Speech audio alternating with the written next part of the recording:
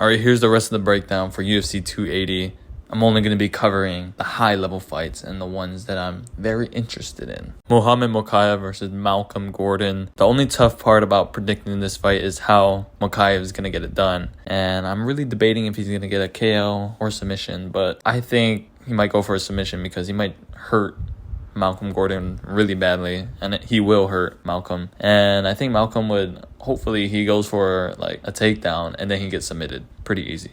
Armen Petrosyan versus AJ Dobson. Both of these guys have been fighting grapplers, but the one that was having more success was Armen Petrosyan, and he was fighting higher level competition. Like, don't get me wrong, Jacob Malkoun is good, but compared to RoboCop and Kyle Bahayo, it just doesn't compare. And Armen was having a better performance than AJ Dobson, cardio-wise. You know, he was still in the fight in both of those fights all the way to the third round. Like, Kyle Bahayo was like gassed, and he was looking bad in that third round. Even though I thought RoboCop should have beat Armen, I think he got robbed, but Armen still had a really good showing there, much better than AJ Dobson, and his striking was still like dangerous, even though he was tired and he was getting pressured with takedowns. So I think, you bring the kickboxer and the boxer. You're going to have to take the kickboxer, much more dynamic, has more weapons to work with. I'm going to go with Armen Petrosyan, second round TKO. Volkan Ozdemir versus Nikita Krylov. I really like Volkan Ozdemir. I think he's really good for this weight class.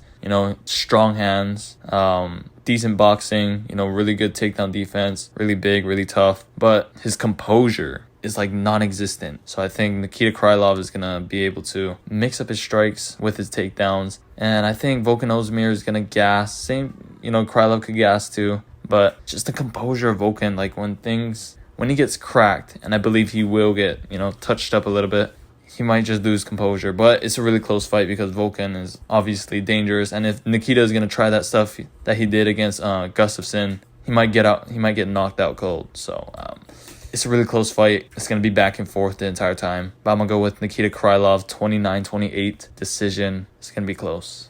Makhmud Muradov versus Kyle Bahayo. I'm going to go with Kyle Bahayo. It's the grappling. His grappling is really good. Like, really solid. It's just that he has to work on his gas tank. But I don't believe Muradov is that type of guy to just push the pace on Kyle or even keep up with the pace on the ground with Kyle. Muradov is dangerous on the feet, but Bahayo is dangerous on the ground. And I think he's going to submit him in the second round. Okay, now we get into the most stacked part of the card. Belal Muhammad versus Sean Brady. Man, this fight is so close. I keep going back and forth. But I'm going to stick with Belal Muhammad. I just think that his boxing, or just his striking in general, is a little bit more better than Sean Brady. I know Sean Brady is the more dangerous guy, the more dangerous grappler, the more dangerous striker because of the power. But I think Belal is just better than him on the feet. He has really good straight punches. I looked at Sean Brady. I know he's powerful or explosive, but he kind of just wings out his punches,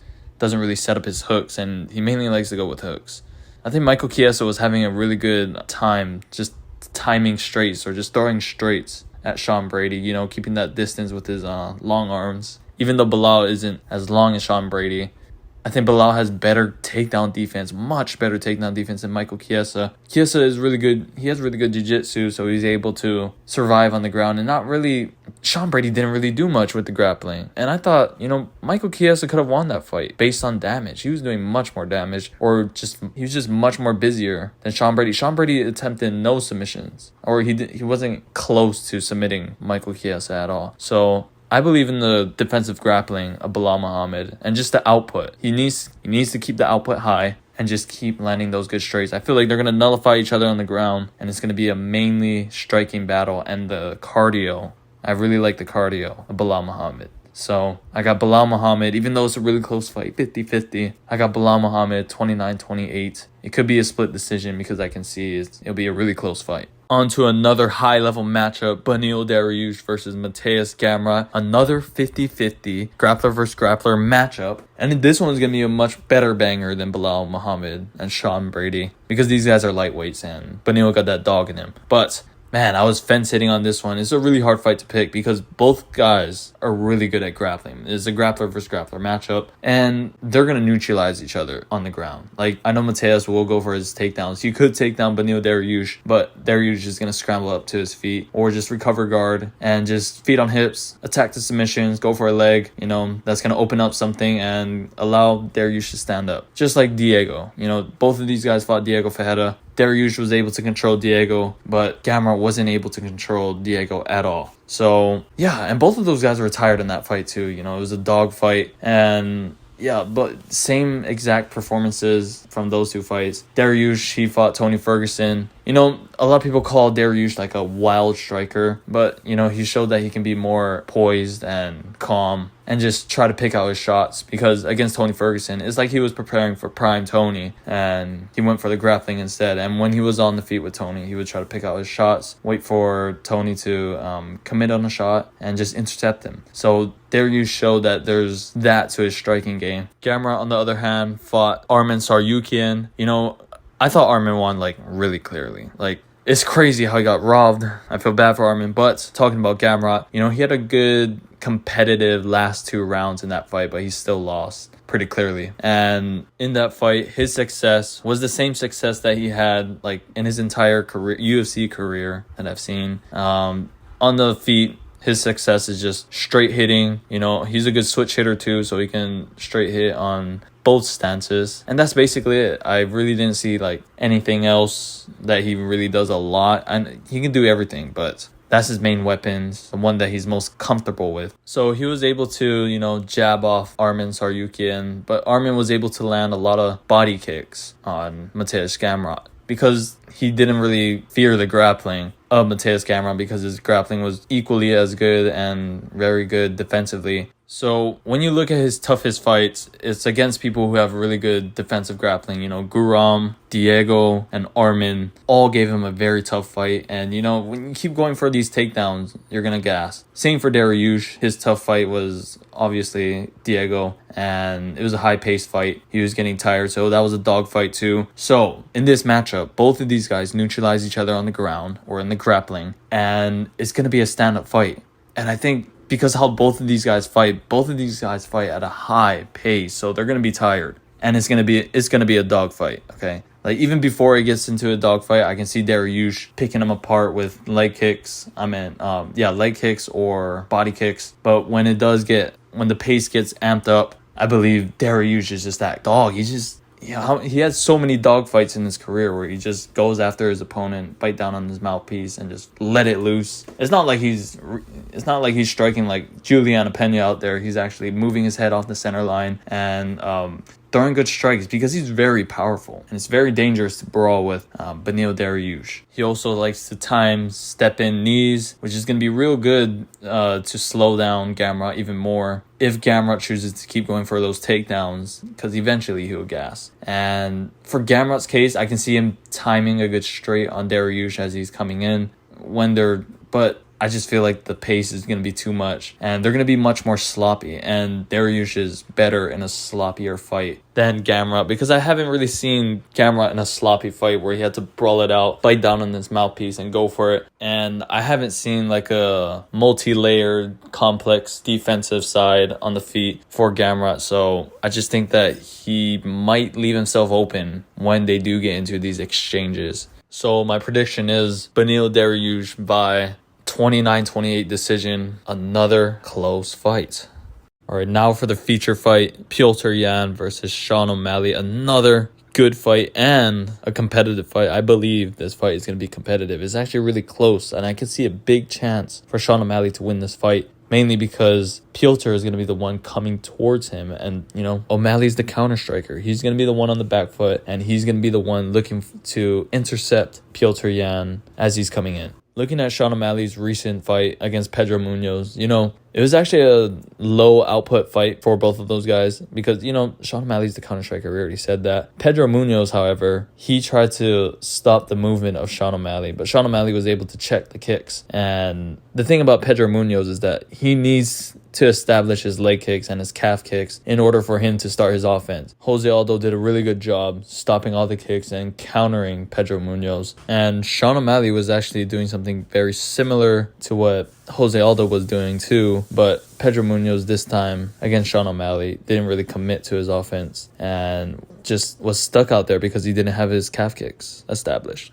Petr Yan's last fight was against Aljamain Sterling, mainly grappling, so we're not going to really look at that. But the fight to look at for this fight is the Corey Sandhagen fight because, Sandhagen and O'Malley has the same height, like similar reach, and similar styles. Sandhagen likes to fight on that back foot, but he also likes to fight in the pocket too, and he was doing that a lot against Petr Yan, especially in the first 3 rounds, even in the last round. But Corey Sandhagen was really durable, especially in those pocket exchanges where he would get caught on his way out. But the thing about Sean O'Malley, I don't really see him staying in the pocket or wanting to be in the pocket with Petr Yan. I think he's going to keep it long. Corey Sandhagen does this too, when he's moving back. He throws mainly his jab hand and just pokes it out there. He's not really looking to counter you or intercept you. I mean, he will if you present the opportunity to, but usually his main game plan against Yan was getting into the pocket and scoring off Petr Yan's high guard because he felt like he could probe the jab,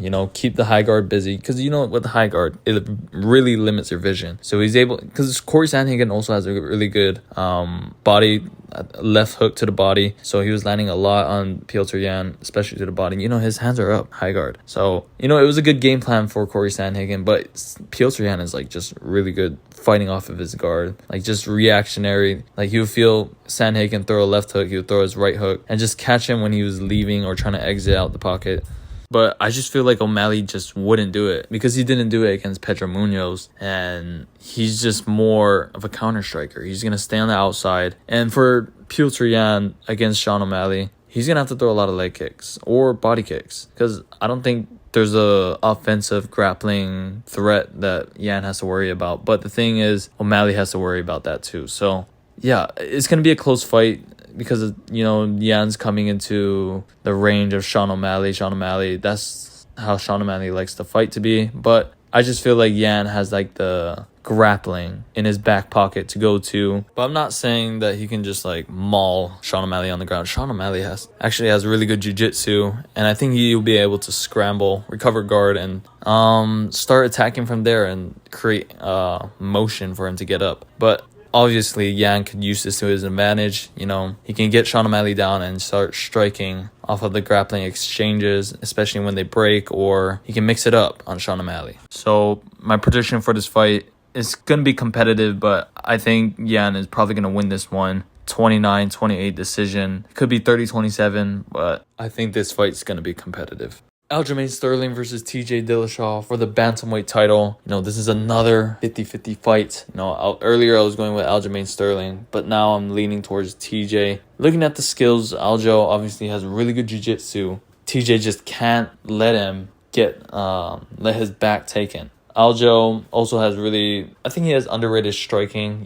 He's unorthodox. He has a good variety of attacks. The same for TJ. And I just feel like TJ has better footwork than Petr Yan, especially cutting people off from the cage, and just better pressure footwork than Yan, because Yan was a little too patient and he kind of plods more. So it was harder for him to track down Aljamain in that first round. That was the first round was the deciding round for who won that fight, and Aljo had a really good time, fighting on the outside and using his footwork to evade most of Yan's offense. But I feel like he shouldn't do that against TJ Dillashaw. TJ Dillashaw, in my opinion, is better at pressure fighting than Yan, or his footwork is better for pressure fighting than Yan, because Yan kind of plods around. TJ is more loose, he's much more faster with his footwork, and, he spreads his legs a little bit more, and, his hands are down, he can move much more freely than Yan, because Yan looked like he was getting frustrated. He wasn't able to keep Aljo in one spot and cut him off because, his natural plodding style. But TJ, I believe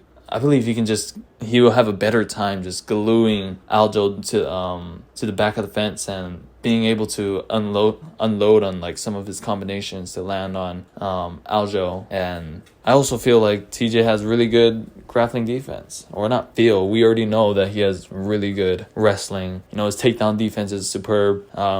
Offensively, I don't think he would consider taking down Aljamain Sterling because he's really good at jiu-jitsu. So, yeah, I feel like TJ is going to have to try to keep the fight standing. Aljo is going to have to mix it up. And it's going to be a really close fight. So, I'm going to go with a 48-47 decision for TJ Dillashaw. Is going to be real close. Real close. But I just feel like if Aljo just keeps fighting on the outside, that's where TJ is going to have, like, you're just going to give up the center to TJ, and TJ is going to, that's where he does his best work off of. The pressure fighting and cutting you off and just landing more strikes, because I feel like he is the better striker. And the only worry that TJ would have to worry about is getting his back taken. And I just feel like defensively, he's really good at preventing the takedown. So it's going to be hard for Aljo to take the back. But I can see this fight being competitive on the feet regardless, because Aljo's going to mix it up. And that's his path to victory. Same like how he did against Yan. So, yeah, very close fight. 48-47 decision for TJ Dillashaw.